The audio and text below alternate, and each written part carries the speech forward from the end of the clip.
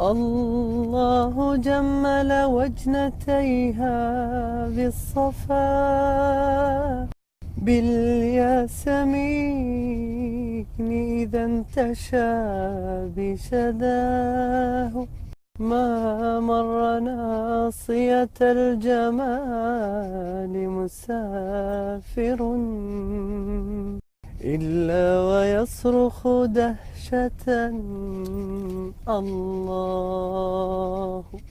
خطفوا جمال حبيبتي وحنانها قطعوا وصالي ما لدي سواه. شاماه وانبعث الحنين إلى قبور ضمت الأحباب